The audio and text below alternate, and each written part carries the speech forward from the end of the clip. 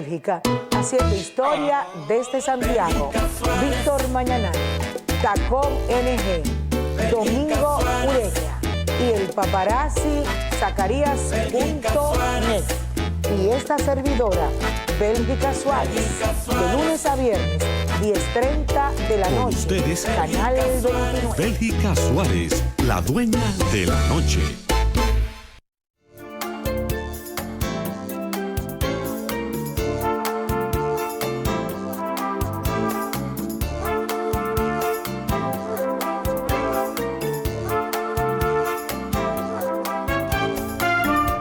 Saludos, ¿qué tal? Muy buenas noches.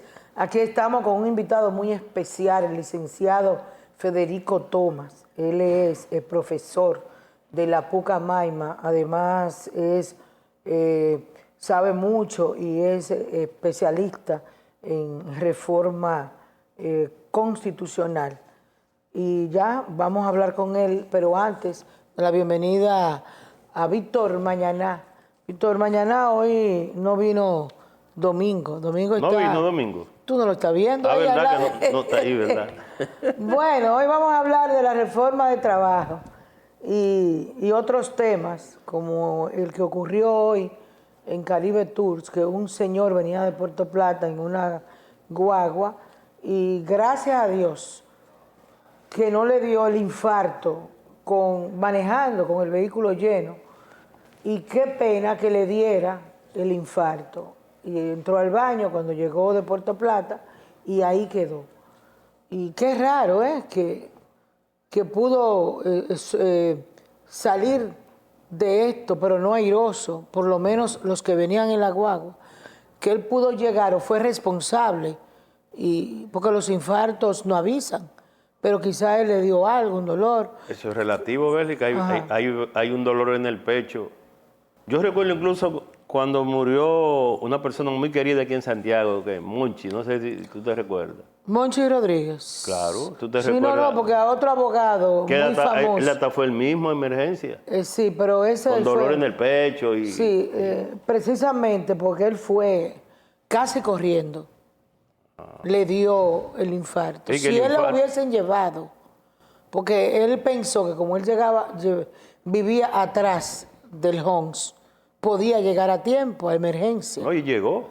Sí, pero murió después. Porque hay infarto fulminante, que ya es lo que creo que por donde se va tu descripción que hace, que es cuando de manera inesperada, ¡pum!, da un infarto. Pero hay síntomas previos a un infarto, por lo regular, que da un dolor en el pecho, que se te duerme a un lado me han dicho a mí, de uno de los brazos, principalmente hasta de un dolor de muela, hasta un dolor de muela puede dar.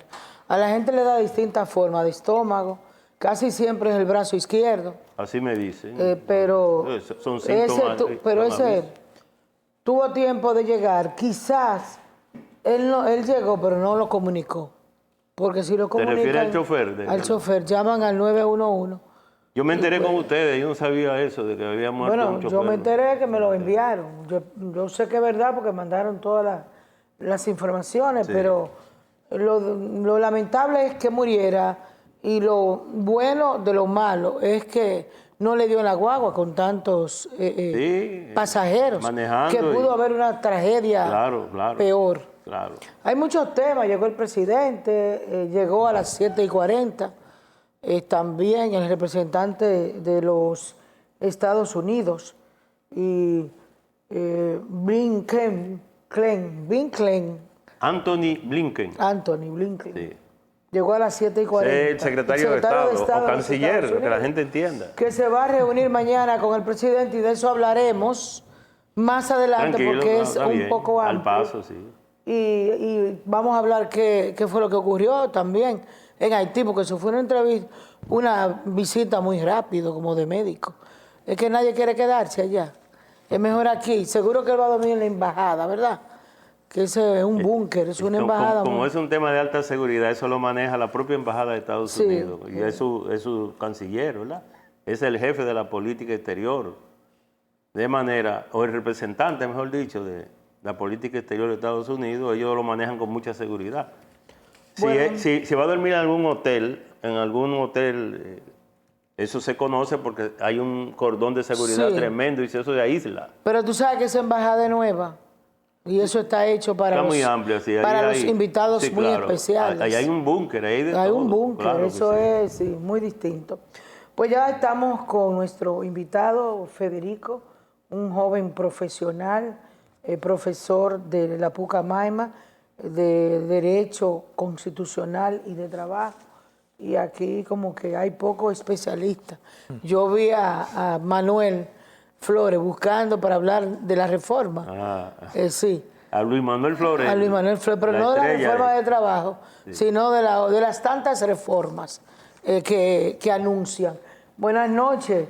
¿Cómo está, Federico? Muy buenas noches, Bélgica y señor Mañaná. Gracias por la invitación. Muy contento de estar con ustedes aquí. Bueno, mire, sobre la reforma del Código de Trabajo, desde hace varios años los sectores representativos de los trabajadores y empleadores, con la mediación del gobierno, se habían estado reuniendo con una propuesta para modificar al Código de Trabajo.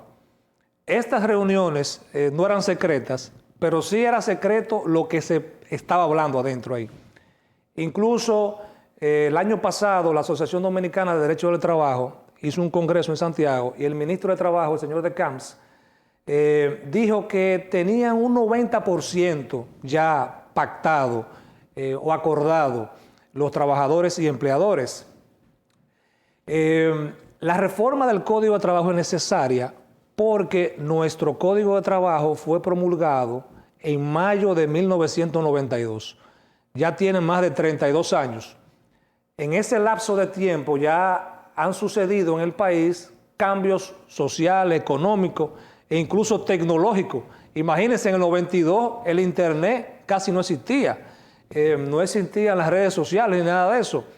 Entonces, hace ya varias semanas, anda en la calle el anteproyecto que van a presentar próximamente al Congreso de la reforma del Código de Trabajo, que tiene aspectos muy novedosos, otros controversiales y otros inconstitucionales. Hay uno que es controversial, que es el de la trabajadora doméstica, porque hay que darle 8 horas, creo, como a los demás trabajadores, y si se quedan en la casa no pueden hacer nada. Eso es lo que dice, tú no puedes mandarla ni a colar un café, pero entonces hay muchos que dicen que eso es muy distinto a otro tipo de trabajo, porque se le da habitaciones, cables, comida, teléfono, se le da hasta descanso cuando ellas quieren se acuesta, cuando ellas quieren ir a una universidad, quieren a un médico, o sea que tienen libertad en algunos casos, no en todas las casas. Entonces, la otra parte es que hay personas, o la mayoría que tienen trabajadoras domésticas, trabajan en instituciones, que tienen por necesidad estas damas, porque a veces no tienen cómo pagarle tantísimo, porque su sueldo no es un sueldo muy de lujo. Entonces, ¿ahí qué se puede hacer? Porque esa es una de las contradicciones o de las controversias. Mira, todo inicia con un convenio de la OIT que manda a los estados, un convenio tipo recomendación, que manda a los estados miembros de la OIT a darle a los domésticos otro tratamiento, como es una jornada de trabajo, salarios dignos e incluso la seguridad social. El Ministerio de Trabajo emitió varias resoluciones que fueron declaradas inconstitucionales por el Tribunal Constitucional, pero fue por un tema de competencia. Fueron regulados con jornadas, con salarios, con seguridad social, pero esta resolución modificaba el Código de Trabajo, porque el Código de Trabajo decía otra cosa. Entonces dijo el Tribunal Constitucional, bueno, eso es inconstitucional porque un reglamento no puede modificar una ley. Jerárquicamente es inferior, por lo tanto fue declarado inconstitucional. Ahora los redactores del código, del anteproyecto, aprovecharon y ya van a cumplir con el voto del Constitucional y lo quieren insertar en la ley ya, en el Código de Trabajo. es tan controversial, Bélgica, y mañana los amigos que nos están viendo, es por la situación probatoria de las horas extras que pudiese reclamar una trabajadora doméstica. Porque cuando dice el anteproyecto que es cuando es con dormida, son 10 horas la jornada de trabajo. Ahora, ante un tribunal mañana, una doméstica puede decir, bueno, yo trabajaba 20 horas diarias y son 10 horas extras. Y te pueden demandar en un tribunal, y te pueden condenar, y te pueden hacer un embargo en tu casa. Así. Sí, el problema... Eso es tan serio, ¿eh? Sí, el problema no es tanto a veces el derecho, sino la reclamación, lo que puede venir con eso. Es un aspecto, claro, es una propuesta. El legislador es soberano. Cuando llegue al Congreso, el legislador puede hacer lo que entienda. Igual sucedió con la reforma del 92. Lo que se aprobó en el Congreso en el 92 no fue lo que llegó allá, fue otra cosa. Los legisladores hicieron modificaciones ellos mismos. Incluso se ven artículos del código mal redactados, pero fueron los legisladores que lo cambiaron. No fueron los maestros Lupo Hernández, Albuquerque y Milton Rey Guevara que lo redactaron. Esa es la situación que sucede. Pero también es controversial el tema en la doméstica, también la protección a la maternidad, que también manda a que se proteja igual que un trabajador normal.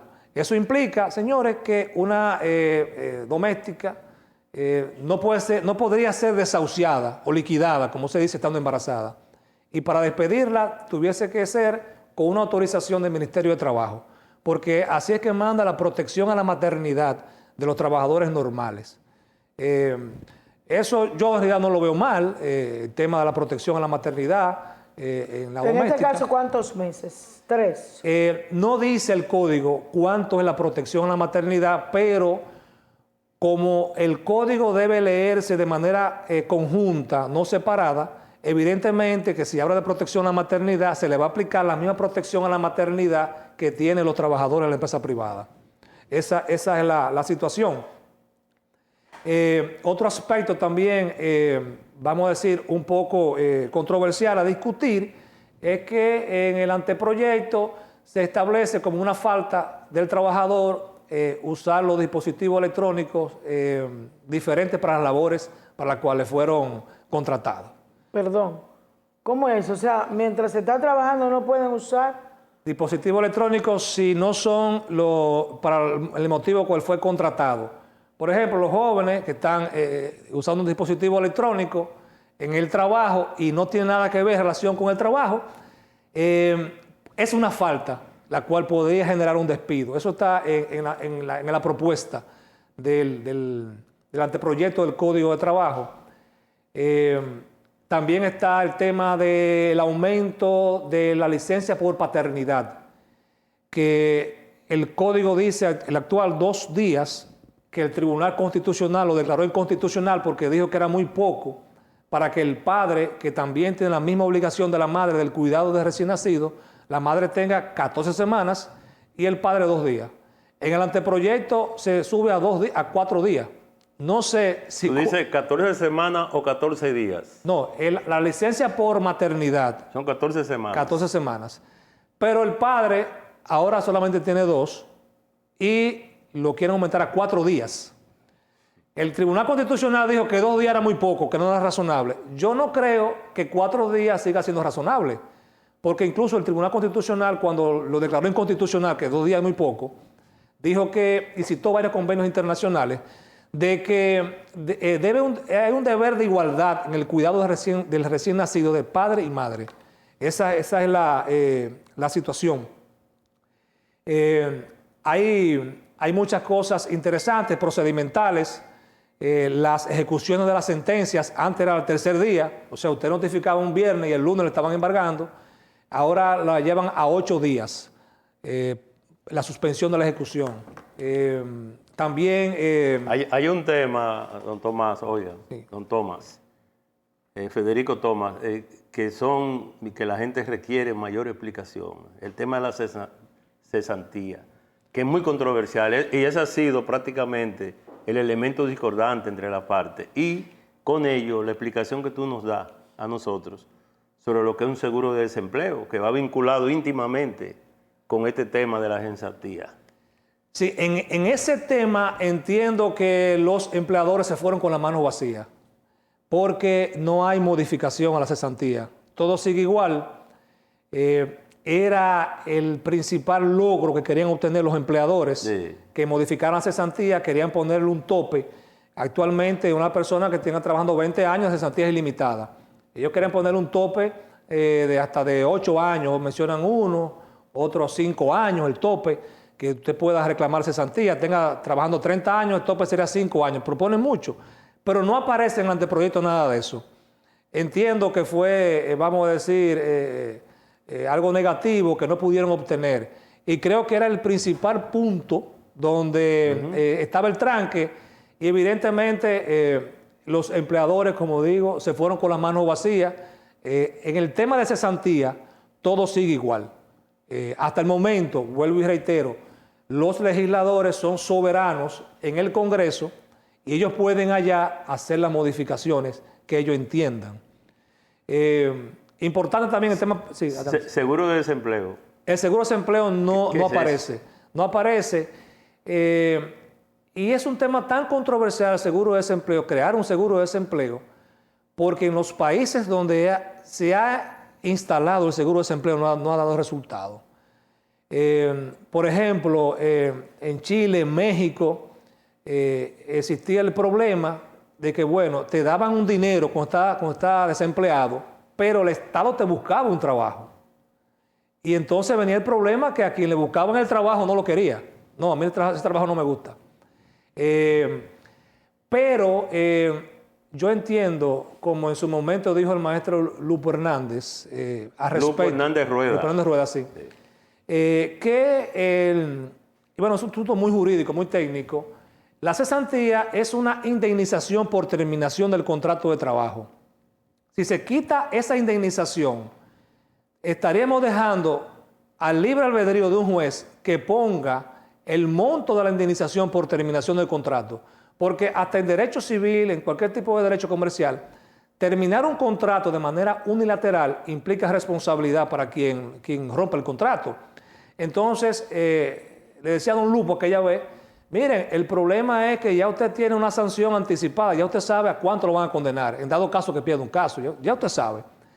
Pero si se quita la cesantía, que es la indemnización por la terminación, estaríamos dejando al juez a libre albedrío y podrían venir sentencias muy altas, porque estaría la apreciación de un juez ya. Entonces, por el momento entiendo, y que no están dadas las condiciones, porque ¿quién va a pagar entonces el seguro de desempleo?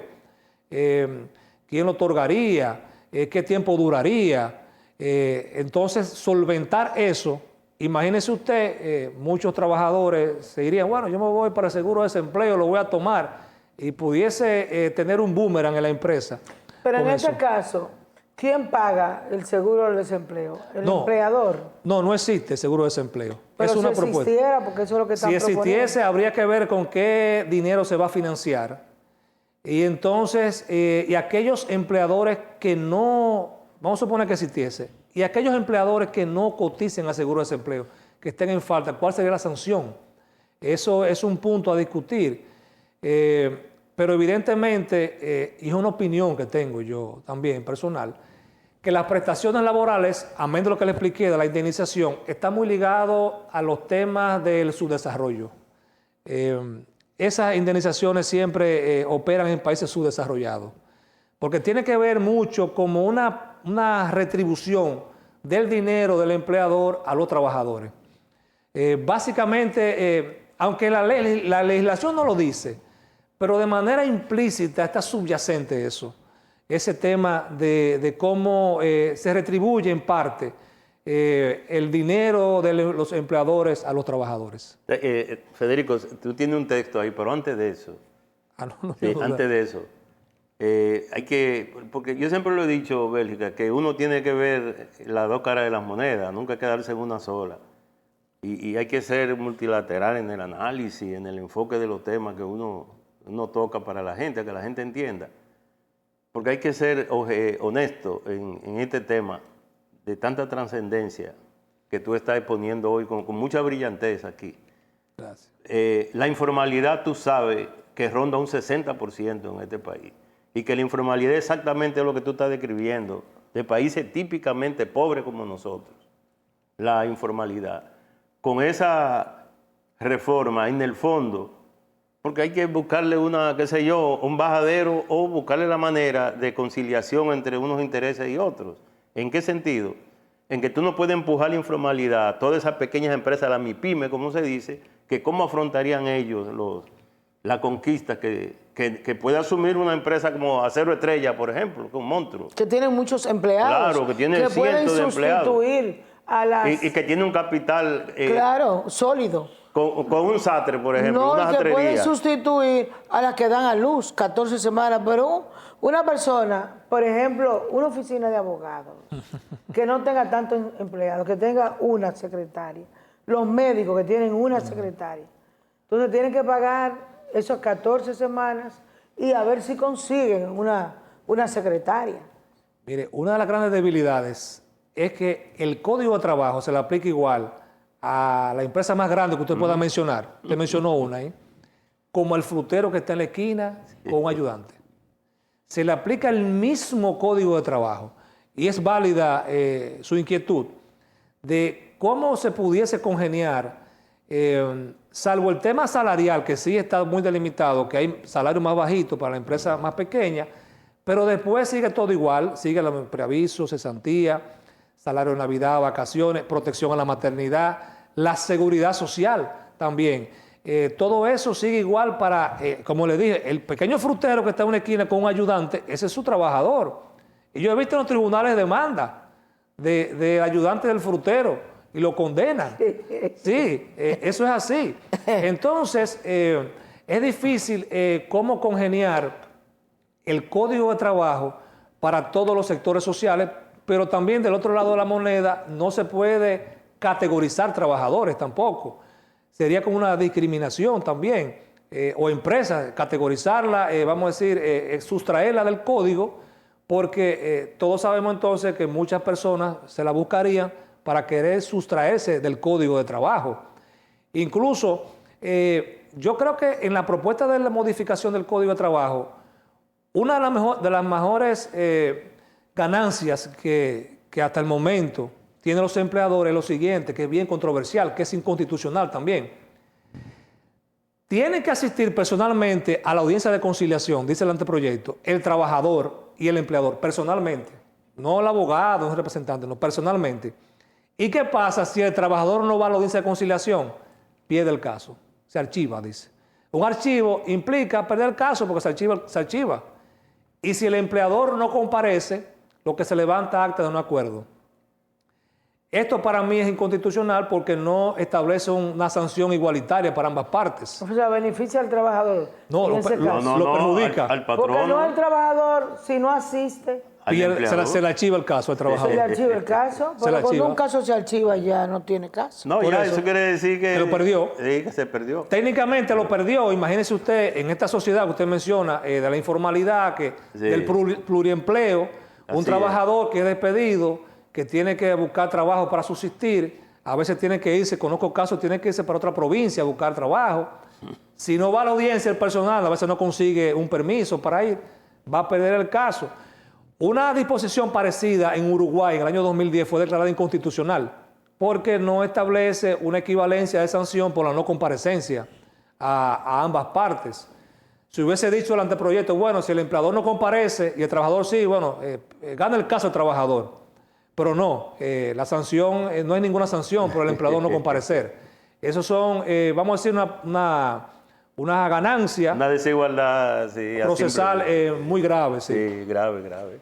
Yo, cuando comenzó reciente ese caso, oía gente que decía, bueno, yo me voy a quedar sin trabajadora doméstica, sin jardinero, sin nada que sean esos tipos de trabajadores, porque yo no tengo tanto dinero para pagar, no tengo esto, y también le voy a quitar la televisión. Ustedes no oyeron eso, la comida se la voy a cobrar, Y tú escuchaste todo eso mañana.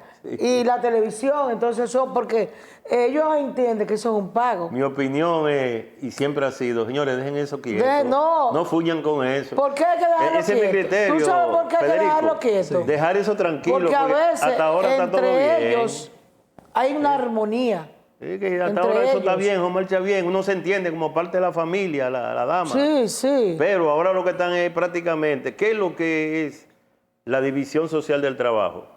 ¿Tú sabes lo que es? Es la separación de lo que es el dueño del medio de producción y el hogar no lo es. ¿O es un medio de producción? ¿Verdad que No, claro que no. Claro que Entonces, parece que quien hizo eso se olvidó de por lo menos darle qué sé yo, una leyita, como dice el pueblo, a lo que es la división social del trabajo, que tú no puedes separar una doméstica que es parte de la familia, tú lo sabes. Ay, claro, hay excepciones. Hay excepciones. Pero regularmente Pero la casi muchacha que te siempre. ayuda en la casa es parte de la familia. Ay, tú Y disfruta de lo mismo que tus de hijos. lo mismo, de los mismos facilidades que Sin tiene. necesidad del temor de una demanda. Porque eso es una guerra ya. Ya un enemigo. hay una separación ahí, de Sí, hecho. sí. Yo creo que eso hay que dejarlo así, Federico, creo yo. Cuando el Ministerio de Trabajo promulgó la resolución de las trabajadoras domésticas, que fue declarada inconstitucional, ya lo dije anteriormente, Sí, sí. se produjeron muchas demandas en los tribunales de doméstica, Claro. porque hablaba del tema del preaviso, habían muchas dimisiones, habían demandas de daños y perjuicios, muchas fueron acogidas, porque había un tema con la resolución. Todo está calmado ahora. Pero, Sí, pero ahora, cuando pero venga el código... Hubo un momento que hubo gente que se quedaba. Yo prefiero quedarme sola y las mujeres no conseguían trabajo. sí, Eso es como los salones de belleza. es Una complicado. persona que trabaja en un salón, que yo lo he visto muchas veces, los lunes, que a veces les gustan canear, no van al salón, entonces van y se van adelante y le ponen una demanda a la dueña. Y han perdido, yo conozco que han perdido el salón completo, porque hay que darle todo lo que está ahí. O sea, eso es una cosa. Federico, déjame aprovechar tu presencia antes de que tú leas el texto. No, yo no voy a leer nada. Yo he de pues yo puntos. estoy pensando que tú vas a leer alguna ley, algo ahí. No. Oye, una experiencia básica que yo tuve. Tú sabes que yo ingenuamente me metí en una tierra en Villamella y gasté toda yo estoy arruinado por eso, porque todo lo invertí ahí ilusionado con esa tierra. Oye, Bélgica, primero la cerca, después construir una casita adentro, de limpiar, bueno, una cosa tremenda. Y alguien se me ofreció, de ahí mismo de los campesinos, de que me ayudaba en cosas, y dije, bueno, sí, está bien, pero que no fue un acuerdo ni nada. Y cuando me invadieron, que comenzaron a robarme, que yo tuve que mandarme, dejar todo perdido, él me demandó, uno de ellos, y un abogado me llevó a una cita. Así que anda. Ahí a la oficina de prensa del Palacio me llegó, y digo yo, citado yo, de que en la Secretaría de Trabajo, de que por hacer un bien, dejar por que, yo hacerle un que bien, él sembrara por ahí. darle comida, por darle ropa, dije que sí, dije que eso fue oral, dije ¿cómo eso? Si yo nunca firmé contrato ni nada. Y tuve que pagarlo. Oye, por medio de Vicente Estrella, el abogado, oye Federico, un abogado, colega tuyo.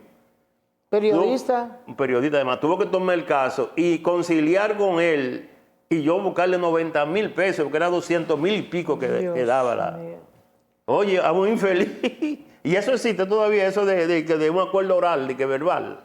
Bueno, el Código de Trabajo permite que la libertad probatoria, en principio, en materia laboral, hay total y absoluta libertad probatoria. Y el contrato puede ser verbal o escrito. Entonces, puede ser verbal. ¿Cómo se prueba que yo hice un contrato? Yo nunca contraté ni le dije, ven a trabajar conmigo, nunca. El tema es más profundo porque entonces, si él lo demandó, iba a ir eso a un tribunal y allá un juez iba a decidir, iban a llevar testigos, me imagino, un caso hipotético, futurista que no pasó. Entonces, un testigo iba a ir, yo imaginándome. Ah, sí. Un testigo por parte suya claro. iba a decir lo que pasó, que no era trabajador, y él iba a llevar un testigo diciendo que sí. Entonces, ahí está el dilema del magistrado. ¿A quién le cree? ¿A quién le cree de los dos? Entonces, pero esa discusión, ese asunto suyo pasa en Latinoamérica entera. La discusión de si una persona es trabajador o no. Esa es la principal elite que incluso que existe en Sudamérica, Centroamérica, la gran discusión de si una persona es subordinada o no. La subordinación, que es el elemento característico del contrato de trabajo, es tan fina a veces la discusión si es un trabajo autónomo o subordinado, que normalmente cae dentro de la soberana apreciación de un juez. La Suprema Corte de Justicia ha dado elementos a tomar en cuenta para determinar si una persona es subordinada o no, pero al final de cuentas siempre dice que está a la soberana apreciación de los jueces de fondo. Eso es así. Pero de todas maneras, nuestro código, volviendo con el tema, es uno de los mejores códigos de Latinoamérica, el actual. Claro, hay que hacer las adecuaciones correspondientes. Pero si usted ve lo que pasa en otros países, usted se cae para atrás. Con los temas de prescripción para reclamar los derechos, los plazos. Por ejemplo, en Perú y Venezuela, de manera constitucional, está consagrado la estabilidad en el empleo del trabajador. No existe el desahucio. Si un trabajador no comete una falta, usted técnicamente estaría ligado a la perpetuidad. Luego, o sea que trabajará para siempre. En esos países. Hasta que se enferme o se muera. En esos países sí, porque hay un tema del deber que le debe el empleador al trabajador la estabilidad en el empleo. Un aspecto constitucional que si yo no he cometido una falta, yo no puedo justificadamente separarme de mi empleo. Lo que se le buscó la vuelta en esos países, la jurisprudencia es que si el trabajador recibió un dinero, ya estaba renunciando a esa estabilidad. Básicamente es eso. Pero hay otros países que la situación es complicada. El código es muy, muy drástico con los empleadores, más drástico que aquí incluso. ¿Y qué puede pasar esta vez con ese código? ¿Lo llevarán a cabo? ¿Durará 4 años más dando vuelta? Vamos a ver, como le dije, los legisladores son soberanos allá. El anteproyecto, por ejemplo, va a llegar, si es el mismo que anda en la calle, va a llegar sin la modificación a la cesantía. Pero en el Congreso nada impide que los empleadores aborden a los legisladores y le digan, no, mira, esto llegó así sin modificar la cesantía. Tienen que modificar la cesantía. Todo queda al libre albedrío del legislador, que es soberano. Ellos reciben una propuesta, un anteproyecto, pero como dicen, los jefes son ellos son los que mandan ahí adentro. Ellos saben que, como pasó, como les dije, en el 92, muchos artículos se quitaron, otros se pusieron, pero fue en el Congreso ya los legisladores, que los mismos empleadores y trabajadores directamente hablaron con ellos, entraron en discusión, fuera del diálogo tripartito, que fue lo que dio origen al Código de Trabajo del 92. Entonces, le quise exponer a ustedes, vamos a decir, el anteproyecto que se consensuó entre trabajadores y empleadores actualmente. No impide, vuelvo y reitero, que los legisladores hagan otra cosa en el Congreso. Sí, así es. Como pasa, por ejemplo, y para saltar otro tema tan drástico, con la misma reforma constitucional. Luego de instalada la Asamblea Revisora, los legisladores son soberanos. Sí, señor. Un ejemplo. Bueno, viene una cláusula pétrea, que, bueno, un tema tan largo, la cláusula pétrea, que, como dice un autor latinoamericano, las cláusulas pétreas son cláusulas psicológicas, porque instalada la Asamblea Revisora, el legislador es soberano de hacer lo que entienda. Incluso es una discusión de derecho constitucional muy vieja, porque, por ejemplo, se discute quién tiene más poder, el constituyente originario o el constituyente derivado. El constituyente originario fue el de 6 de noviembre de 1844. Ellos pudieron haber hecho lo que entendían. Ellos pudieron haber hecho una monarquía aquí, esos legisladores, la primera constitución. Pudieron haber hecho un gobierno que no fuese democrático. Pudieron hacer un gobierno que no fuese representativo, no. Hicieron un gobierno, que el gobierno iba a ser civil, iba a ser un sistema presidencialista, adoptando lo que decía, copiando lo que decía la Constitución de Estados Unidos de 1787, adoptaron el sistema bicameral de Francia y pudieron haber dicho, bueno, vamos a tener un Estado federal. No, se fueron por provincias, como establecía la Constitución de Cádiz, de España.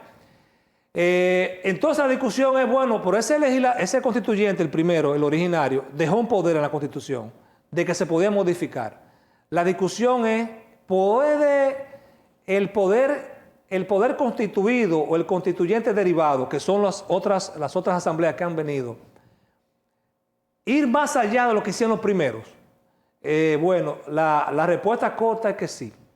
Pudiese el constituyente derivado, después de instalada la asamblea revisora, hacer lo que entienda. Incluso, por ejemplo, esa cláusula pétrea que existen, que el gobierno va a ser siempre republicano, que va a ser civil. Republicano quiere decir que no va a haber monarquía, aquí no puede haber rey. Claro. Es civil, que no puede haber un militar. Representativo, que va a ser elegido siempre por el voto popular. Hay que decirle a la gente, Federico, que pétrea viene de piedra, es decir, una roca, es decir, inamovible. Pero eso es psicológico, porque mañana, Dios no quiera, puede decir el constituyente, no, aquí vamos a tener una monarquía. Vamos a instalar, o vamos a hacer un sistema, en vez de presidencialista, va a ser parlamentario, estilo Francia, con primer ministro. Entonces, el legislador es soberano y libre de hacerlo. Él puede. Esa es la teoría que hay. Otros dirán que no, pero evidentemente el legislador en la asamblea revisora es libre. Y la cláusula pétrea, como dicen autores latinoamericanos, son cláusulas psicológicas. Bueno, eso no es tan fácil, porque tanto los empleados como el empleador van a luchar por sus intereses, y a veces esos intereses se le complican tanto al empleador como al empleado, porque al empleado puede que se quede sin empleo y el empleador también puede ser muchas veces sometido. O sea que no es una cosa que hay que sopesarla. Yo entiendo que cuando llegue el anteproyecto del Código de Trabajo del Congreso, estoy casi seguro que van a querer hacer cosas que no fueron consensuadas. Eso es muy seguro. Y me resultó extraño que los empleadores se fueran con la mano vacía, porque en realidad todo lo otro son asuntos procedimentales, necesarios sí, pero la cesantía, al no ser tocada, vamos a decir la joya de la corona, quedó igual. Entonces, por el momento los trabajadores tranquilos, la cesantía no ha sido tocada por el momento, salvo que los legisladores hagan otra cosa ya en el Congreso. Ellos no quieren un lío en la calle, está bien, eso se va a dejar así, tranquilo. Muchas gracias, gracias Federico a ustedes. Thomas, Gracias. abogado, es profesor de la Pucamaima y también especialista en reforma laboral y en trabajo y en todo lo que ha comentado aquí. Si cualquier persona tiene un problema en su trabajo, pues es importante que llamen a su oficina. ¿Dónde está instalada? La oficina está en los Jardines Metropolitanos. ¿Y el teléfono se puede saber? Sí, 809-276-5858. Gracias. Gracias a usted. Espero Gracias volver con otros de los tantos códigos que supuestamente, digo supuestamente, serán sometidos. Muchas gracias. Gracias a ustedes. Un abrazo. Gracias. Pasen buenas noches. Ya tú sabes, aquí a la orden. Vamos a hacer una pausa después de conversar con Federico Thomas. Thomas es sin eso o con ese Thomas. Con ese, sí. Porque tú me dijiste que yo conozco unos Thomas y tú dices que se nos lleva H. Esos Thomas. Esos son Tomás sin H. Son Tomás. Exactamente, sí. Digo, si no es Jaime, porque Jaime se puso H para distinguirse de los Tomás. Gracias, Federico. Hacemos una pausa y volvemos.